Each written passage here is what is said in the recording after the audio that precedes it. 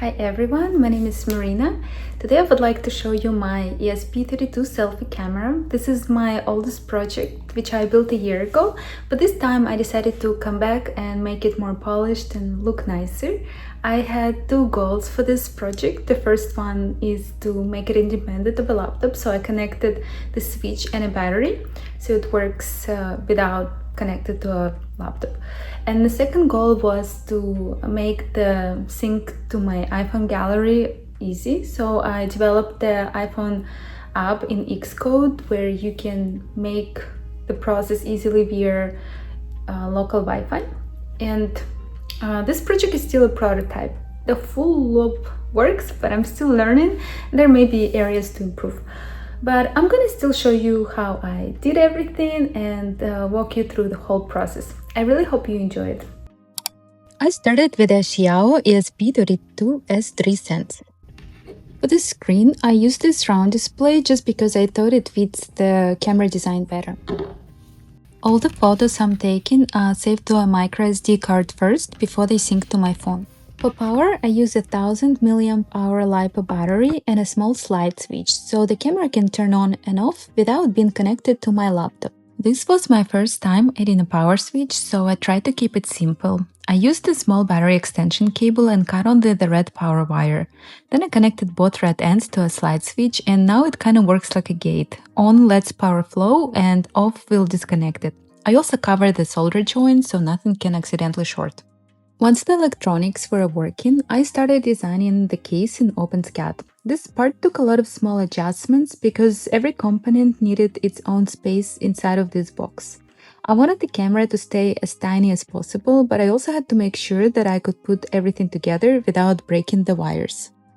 For the case, I used some custom 3D printed holders. I also purchased some foam tape, Velcro, and some hot glue to keep things from moving around. I know it's not the best and cleanest final solution, but I think it was enough for this prototype.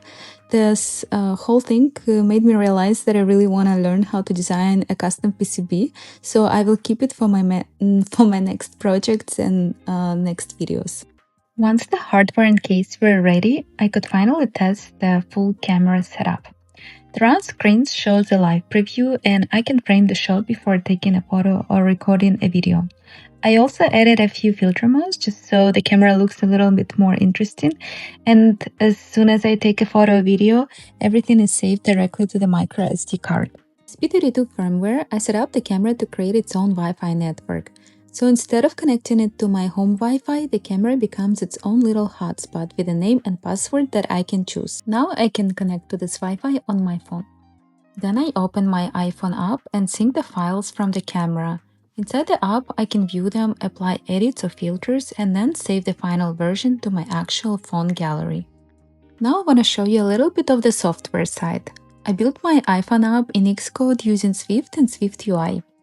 And I know code can be boring to look at, so I'll just show you my favorite parts. One of the features I was really excited to try was local AI photo enhancement. Here I'm adding the Enhance button to the photo editor. The app automatically checks if the AI model is installed on the local device and updates the button accordingly. When the user taps Enhance, the app starts the AI enhancement process on the background. And because it runs synchronously, the interface stays responsive while the photo is currently being processed. Next, the app loads the image directly from the local storage. Since the photo never leaves the iPhone, the entire enhancement process stays private and runs completely on my device. And here the actual AI part. The app loads the Real-ESRGAN model and wraps it in a vision request, so Core ML can run the enhancement locally on my phone. And that's why the photo doesn't need to go to the cloud. Once the enhancement is finished, the app saves the new image locally and updates the gallery automatically. From the user's perspective, the enhanced photo just appears a few seconds later and ready to view. Here I want to show you the example of the enhanced result. The original image was a little too noisy and the enhanced version looks kind of cleaner and more finished. I know the image quality is still not perfect. A lot of people complain about it to be too blurry, but for me, honestly, I was very satisfied with the result and kind of impressed, so I decided to keep it for my project. By the way, here's a camera project I made about a year ago. It worked, but it wasn't very polished. And this new one still has things I want to improve, but honestly, seeing the difference side by side feels very nice. I think I showed you everything I wanted to show you regarding my project. I hope you found some of the information useful for you. This is still not a final product and is a prototype. There's still areas to improve, but I'm very happy to see how polished it came compared to the project I built a year ago. So my next goals are to create a custom PCB and keep improving the quality of the photo and the application. Thank you so much for watching. I really hope to see you soon in my next project.